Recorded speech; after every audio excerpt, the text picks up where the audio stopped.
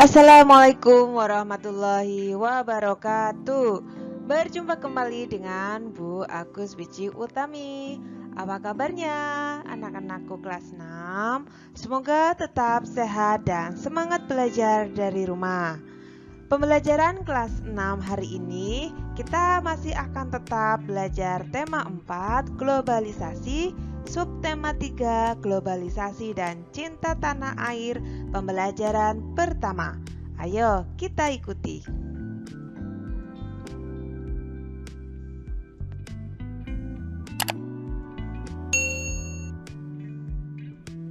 Fokus pembelajaran pada hari ini yaitu muatan pelajaran Bahasa Indonesia, IPA, dan IPS. Tujuan pembelajaran yang pertama, dengan membaca, siswa mampu mengidentifikasi ciri-ciri kosakata baku pada teks yang dibaca dengan tepat. 2. Dengan membaca, siswa mampu menulis informasi penting dari teks eksplanasi yang dibaca dalam bentuk tulisan dan visual dengan kalimat efektif dan kosakata baku dengan sistematis. 3. Dengan mencari dan mengolah informasi, siswa mampu menyajikan informasi tentang peran Indonesia dalam berbagai bentuk kerjasama di bidang iptek dalam lingkup ASEAN dengan mandiri. 4. Dengan mencari dan mengolah informasi, siswa mampu menyajikan informasi tentang peran Indonesia di bidang iptek dalam lingkup ASEAN dengan mandiri. 5. Dengan pengamatan, siswa mampu menjelaskan manfaat sumber alternatif energi listrik dengan tepat. 6. Dengan pengamatan, siswa mampu menjelaskan prinsip kerja sel surya sebagai sumber alternatif energi listrik dengan sistematis. Anak-anak, kita dapat bersaing di tingkat dunia tanpa meninggalkan kebudayaan lokal yang menjadi identitas bangsa Indonesia. Mari kita pelajari bersama. Globalisasi adalah masa di mana arus informasi begitu cepat menyebar ke berbagai belahan dunia. Kebudayaan dan gaya hidup dari berbagai penjuru dunia kemudian dengan mudah dapat kita ketahui. Kondisi tersebut akan memudahkan generasi Indonesia untuk meniru beragam kebudayaan tersebut. Berpikir global dan bertindak lokal adalah salah satu cara yang bisa dilakukan untuk tidak menjadi korban di era globalisasi. Sebagai bangsa Indonesia, kita harus melestarikan nilai-nilai luhur budaya kita yang kemudian digunakan untuk dapat bersaing di tingkat dunia. Selanjutnya, mari kita simak bacaan berjudul Indonesia luncurkan program Akademi Energi Surya pertama di Asia Tenggara. Departemen Teknik Elektro, Fakultas Teknik Universitas Indonesia atau FTUI meluncurkan Solar Academy pertama di Asia Tenggara, yaitu Institusi Pendidikan dan Pelatihan Tenaga Surya. Peluncuran ini ditandai dengan penyelenggaraan seminar Solar Energy for Our Future pada Selasa 24 Juli 2012 di Universitas Indonesia. Seminar dihadiri oleh para pakar energi dari Jerman, wakil dari Asia, serta pemerintah selaku penentu kebijakan energi nasional. Seminar membahas tentang potensi, perkembangan, serta penggunaan energi terbarukan tenaga surya di Indonesia dan di Asia Tenggara. Indonesia dan negara-negara di Asia Tenggara merupakan negara kaya potensi sumber energi terbarukan, khususnya tenaga surya. Namun, potensi pemanfaatan tenaga surya tersebut belum optimal. Sel surya merupakan lempengan tipis terbuat dari silikon yang dapat mengubah langsung cahaya matahari menjadi energi listrik. Lempengan sel surya tersebut diberi muatan positif dan muatan negatif. Saat cahaya mengenai lempengan tersebut, kemudian akan memicu muatan positif untuk bertemu dengan muatan negatif sehingga terjadilah arus listrik. Saat ini penggunaan sel surya masih terbatas hanya dalam skala kecil seperti pada barang-barang elektronik dan sebagai pembangkit listrik pada daerah-daerah yang masih sulit dijangkau oleh jaringan listrik. Terbatasnya pengguna sel surya dikarenakan biaya untuk membuat lempengan silikon cukup tinggi. Dengan perkembangan teknologi, diharapkan dapat ditemukan cara untuk meningkatkan efisiensi kerja dari sel surya. Pendirian Akademi Surya ini merupakan wujud nyata kepedulian UI yang diharapkan dapat menjawab permasalahan bangsa Indonesia mengenai krisis energi saat ini. Usaha mencari sumber energi alternatif yang bersih, tidak berpolusi, aman, dan dengan persediaan yang tidak terbatas sebagai pengganti bahan bakar fosil perlu terus diupayakan. Di antaranya adalah energi surya.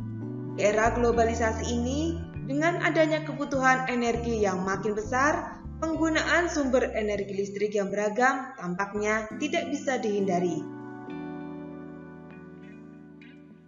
Selanjutnya, silakan anak-anakku untuk menuliskan informasi penting dalam setiap paragraf dari teks tersebut pada diagram berikut. Paragraf 1 berisi topik masalah, paragraf 2 berisi deret penjelas, dan paragraf ketiga berisi simpulan dan pesan atau pendapat pribadi penulis.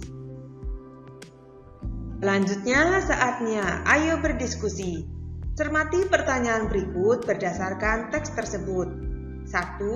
Bagaimana bentuk kerjasama Indonesia dengan negara-negara Asia Tenggara tersebut di era globalisasi ini? 2. Bagaimana peran Indonesia dalam kerjasama tersebut? Diskusikan pertanyaan tersebut bersama teman dan tuliskan jawabannya dalam diagram berikut. Silakan ditulis seperti contoh. Kerjasama Indonesia dengan negara-negara di Asia Tenggara di bidang teknologi dan pengetahuan.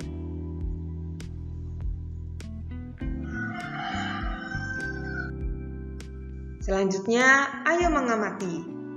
Di era globalisasi ini, semakin banyak teknologi canggih yang ditemukan. Hampir semua penemuan tersebut menggunakan energi, khususnya listrik.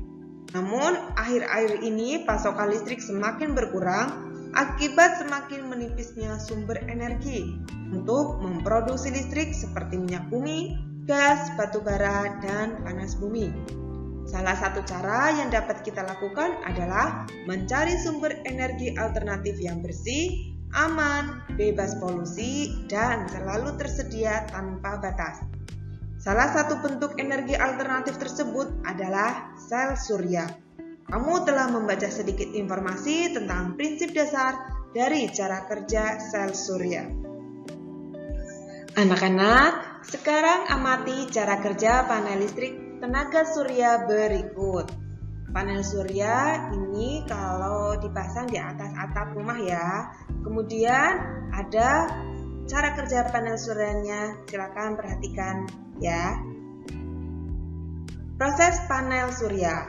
Ketika panel surya terkena cahaya matahari, muatan positif dan negatif pada lempengan silikon panel surya akan bertemu. Hal ini kemudian menghasilkan energi listrik. Listrik dari panel surya akan mengalir menuju electric control system. Di dalam electric control system terdapat komponen berupa controller, baterai, dan inverter. Awalnya, listrik yang menuju electric control system akan masuk ke controller untuk diatur tegangannya. Controller ini juga berfungsi untuk memutus arus listrik ketika baterai sudah penuh. Setelah dari controller, listrik kemudian disimpan pada baterai. Ketika digunakan, listrik pada baterai akan mengalir dahulu ke inverter untuk dinaikkan tegangannya menjadi 220 volt sehingga dapat digunakan untuk mengoperasikan peralatan elektronik maupun elektrik. Anak-anak, kamu dapat menggunakan beberapa jenis buah atau umbi-umbian sebagai sumber alternatif energi listrik. Ayo lakukan percobaan berikut.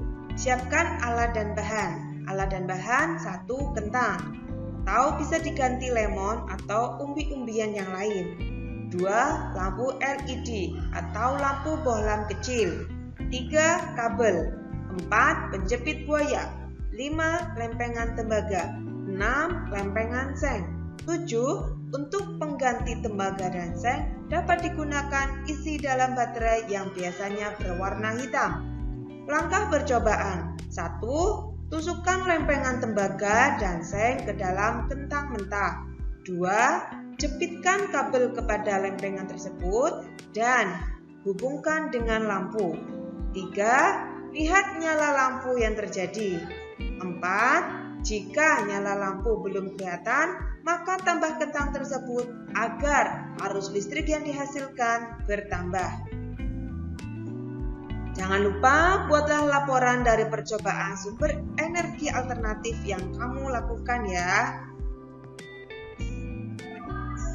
Penjelasan konsep, lampu tersebut dapat menyala karena adanya arus listrik yang mengalir. Seperti halnya baterai lampu senter, kentang dan lempengan-lempengan itu pun menghasilkan arus listrik walaupun sangat lemah.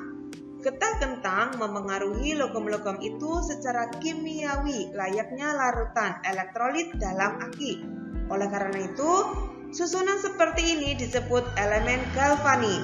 Karena yang pertama kali mengamati proses ini dalam eksperimen ialah seorang dokter Itali bernama Galvani.